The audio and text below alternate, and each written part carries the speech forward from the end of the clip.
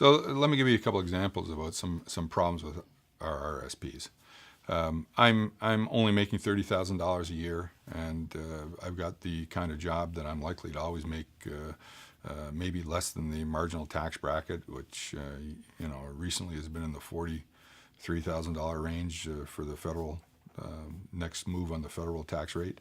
So when I'm earning, in that range, I'm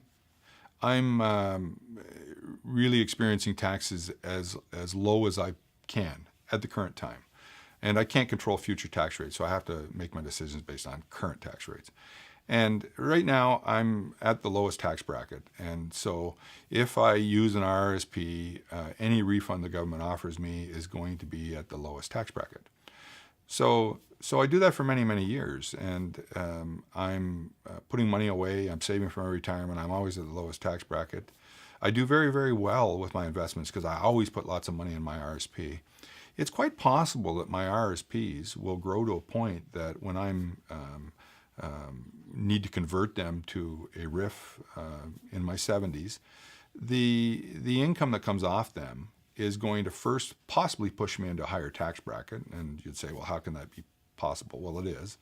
And second, it may well affect my access to government programs if I'm only got my RSPs. And the perfect example is this is guaranteed income supplements that paid on an old age security.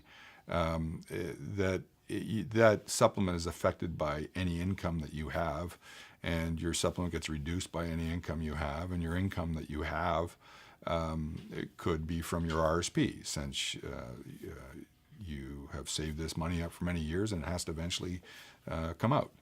So I'm taking money out in retirement, I'm losing my supplement, I'm still paying taxes on it. I could be at actually a very, very high, effective high tax rate when I combine my taxes that I'm paying at that time plus the loss of any government supplements that I might get. So I could well be in the situation of where I put money into my RSP at a low tax bracket and I take my money out at a very high tax bracket. And that's not a good thing. We see this often in the middle tax brackets too. People that currently are making, $50,000, $60,000 a year and have really good pension plans at work.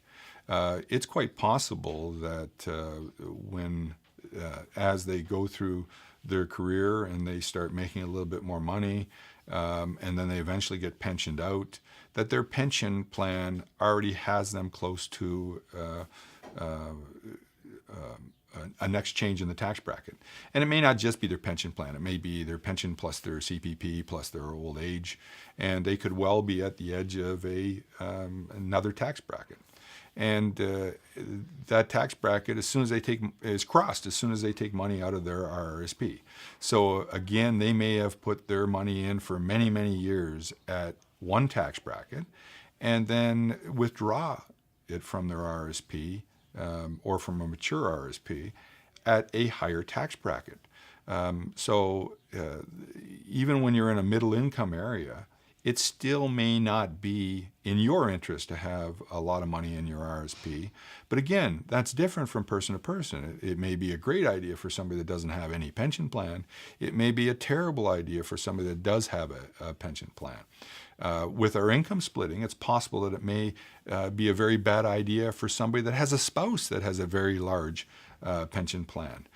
So again, I may be putting money away at a lower tax bracket, and when I retire with my spouse and we both start receiving our retirement benefits and I start taking money out of my RSP might end up being taxed higher simply because I now can't take advantage of the income splitting that's available for retirees.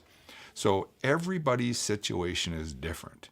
And so when you're using an RRSP, you need to be considering how does it fit into my current life and how does it fit into my future life. And make your decisions on whether you should be using it based on how it fits you, not how it fits the government's program to give you an incentive to save in that particular vehicle.